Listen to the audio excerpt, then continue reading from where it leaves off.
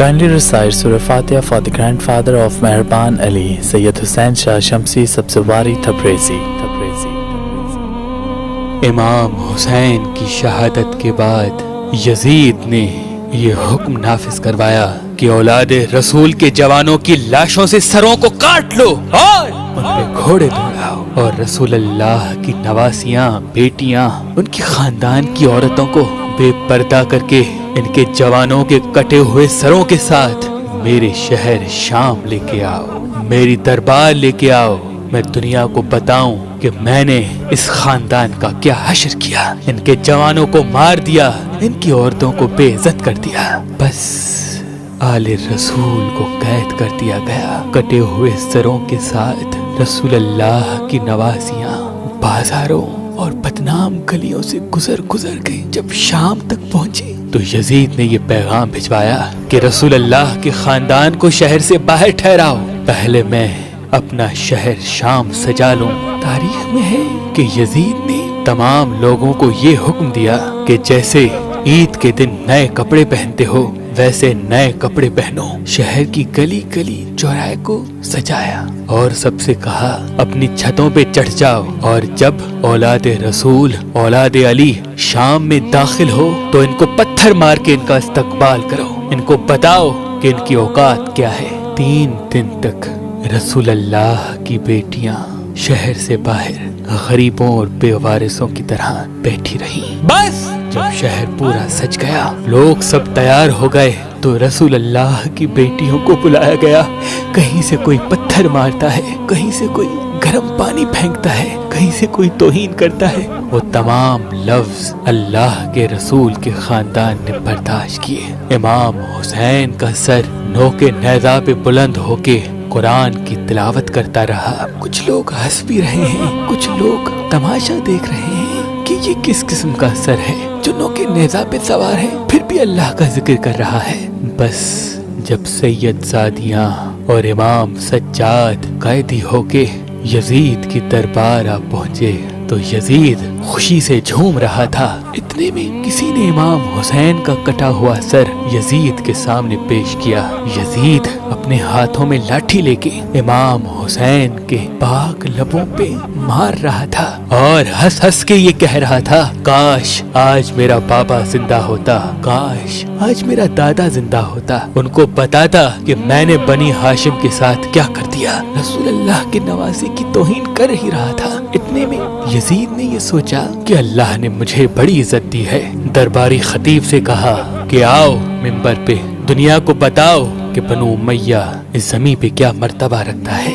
وہ پکا ہوا خطیب منبر پہ آیا اور یزید کی شان میں قصیدے گانے لگا۔ اتنے میں امام سجاد زنجیروں میں جکڑے ہوئے کہنے لگے اے خطیب، افسوس ہے کہ تم نے مخلوق کو راضی کرنے کے لیے اپنے خالق کو ناراض کیا ہے، بس تم نے اپنا ٹھکانہ دوزخ بنا دیا۔ پھر امام سجاد نے یزید کی طرف دیکھا اور کہا اے یزید، مجھے بھی اجازت دے کہ میں اپنے خاندان کا تعارف کرواؤں۔ لوگوں نے کہا کہ یزید یہ بیمار قیدی جو اپنی بہنوں بیٹیوں کے ساتھ رسوا کھڑا ہے، یہ تمہارے سامنے کیا کہے گا، دے دو اس کو بھی اجازت۔ بس یزید تکبر کے نشے میں مست کہنے لگا آؤ اپنا تعارف کرواؤ۔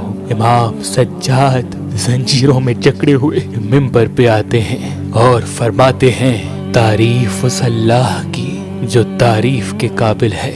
اے لوگو، اللہ نے ہمیں 6 چیزیں عطا فرمائی اور 7 چیزوں سے ہمیں برتری حاصل ہے، اور وہ 6 یہ ہیں علم و حکمت، حلم و بردباری، جود و سخا، فصاحت و بلاغت، شجاعت و بہادری، اور مومنین کے دلوں میں محبت و مودت۔ اور ہماری 7 فضیلتیں یہ ہیں کہ اللہ کا رسول حضرت محمد مصطفیٰ صلی اللہ علیہ وآلہ وسلم ہم میں سے ہیں، امت کے صدیق اور جواں مرد علی و جعفر ہم میں سے ہیں۔ روز محشر اللہ نے یہ اعزاز ہمارے خاندان کو بخشا کہ جب تک علی حوض کوثر کا جام نہ پلائے کوئی جنت میں نہیں داخل ہوگا۔ رسول اللہ کے شیر حمزہ بن عبد المطلب ہم میں سے ہیں۔ رسول اللہ کی اولاد جن کو اللہ نے جنت کا سردار بنایا وہ حسن و حسین ہم میں سے ہیں۔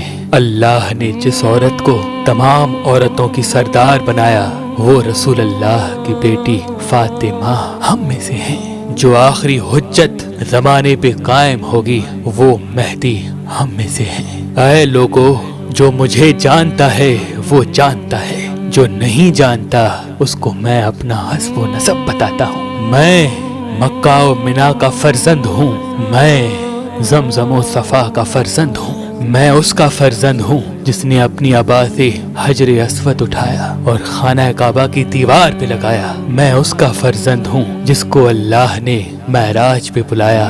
اے لوگو، میں اس محمد کا فرزند ہوں جس کو اللہ نے تمام نبیوں پہ فضیلت بخشی۔ میں اس کا فرزند ہوں جس پہ اللہ اور اس کے فرشتے درود بھیجتے ہیں۔ میں اس کا فرزند ہوں جو وحی خدا کی سوا بولتا نہ تھا۔ ہاں، میں محمد مصطفیٰ کا فرزند ہوں، میں علی مرتضیٰ کا فرزند ہوں، وہ علی جس کی وجہ سے کافروں نے کلمہ پڑھا۔ میں اس فاطمہ کا بیٹا ہوں کہ جب وہ دربار آتی تو اللہ کے رسول کھڑے ہو کے تعظیم کیا کرتے تھے۔ میں حسن و حسین کا فرزند ہوں جن کو اللہ کا رسول اپنے کندھوں پہ سوار کر کے دنیا کو بتایا کرتے تھے کہ یہ مجھ سے ہیں، میں ان سے ہوں۔ میں اجر رسالت کچھ نہیں مانگتا سوائے اس کے کہ میری اولاد سے محبت کرو۔ میں اس کٹے ہوئے سر کا وارث ہوں، میں اس خون میں رنگین کفن کا وارث ہوں، میں اس غریب کا بیٹا ہوں جس کو 3 دن بھوکا پیاسا رکھ کے کربلا کی زمین پہ قتل کیا گیا۔ میں اس غریب کا بیٹا ہوں جس پہ نماز میں حملہ کیا گیا، اس کے سر سے امامہ اتار کے ان کا سر کاٹ کے نیزوں پہ بلند کیا گیا۔ میں اس غریب کا بیٹا ہوں جس کی لاش پہ گھوڑے دوڑائے گئے۔ میں رسول اللہ کی بیٹیوں کا وارث ہوں جن کو قیدی بنا کے تمہارے سامنے لایا گیا۔ بس بات جب یہاں تک پہنچی لوگ رونے لگے، اپنا سر پیٹنے لگے کہ یہ کیا ہو گیا، یہ کیا ظلم ہو گیا۔ یزید نے دیکھا کہ کہیں بغاوت نہ ہو جائے، اپنے وزیر سے کہا جاؤ اذان دو۔ اتنے میں مؤذن نے اذان دی۔ جیسے ہی اللہ اکبر کی صدا بلند ہوئی، امام سجاد نے کہا اللہ سے بڑھ کر کوئی چیز بزرگوں پر تر نہیں۔ اذان دینے والے نے جب اشہد ان لا الہ الا اللہ کہا تو امام سجاد نے رو کے کہا بے شک اللہ کے سوا کوئی خدا نہیں، اور اس کی گواہی ہم نے خون سے دی ہے۔ رسول اللہ کی ان نواسیوں نے بے پردہ ہو کر پتھر کھا کھا کے دی ہے۔ اتنے میں اذان دینے والے نے کہا اشہد ان محمد الرسول اللہ۔ بس یہ کہنا تھا۔ امام سجاد نے یزید کی طرف دیکھا اور کہا اے یزید بتا یہ محمد ہمارا جد ہے یا تمہارا جد ہے؟ یہ محمد اس کٹے ہوئے سر کے لب چومتا تھا، یہ محمد اسی حسین کو اپنے کندھوں پہ سوار کرتا تھا جس کا سر تم نے کاٹا ہے، اور اسی محمد کی بیٹیوں کو تم نے بے پردہ کر کے بازاروں میں پھرایا ہے۔ اسی محمد کا خون میری رگوں میں بہتا ہے، اسی محمد کا خون اس کٹے ہوئے گلے سے آج بھی بہتا ہے۔ بس لوگوں کے ذہنوں میں بغاوت نے جنم لے لیا اور یزید نے کہا جاؤ اس حسین کے بیٹے علی کو قید کر دو اور ان عورتوں کو بھی قید خانے میں ڈال دو۔ اور رسول اللہ کے خاندان کو دربار سے لے کر قید خانے کے اندھیرے میں ڈال دیا گیا۔ اور اس امام سجاد کے خطبے کا یہ اثر ہوا کہ اس دن سے لے کے آج تک ہر نیک انسان اس یزید ظالم پہ لعنت کرتا ہے اور اس مظلوم حسین سے پیار کرتا ہے۔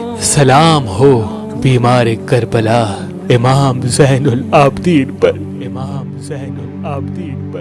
حضرت عباس علمدار کی قبر مبارک کے آس پاس پانی طواف کرتا ہے اور اللہ نے اس پانی کے وجود میں شفا بخشی۔ جناب عباس علمدار کی قبر مبارک کو طواف کرنے والا پانی بیمار کے لیے شفا ہے، بے روزگار کے لیے روزگار کی راہ اور پریشان حال کو سکون بخشتا ہے۔ لیکن باب الحوائج جناب عباس کی قبر تک یا اس قبر کے پانی تک ہر خاص و عام نہیں پہنچ سکتا۔ تبھی ہم نے اس پاک مقدس پانی کو فی سبیل اللہ اس امام بارگاہ پہ رکھ دیا ہے۔ جو مومنین بیمار ہیں، پریشان حال ہیں، مفلس ہیں، تنگ دست ہیں، مجھے امید ہے غازی عباس علمدار کی قبر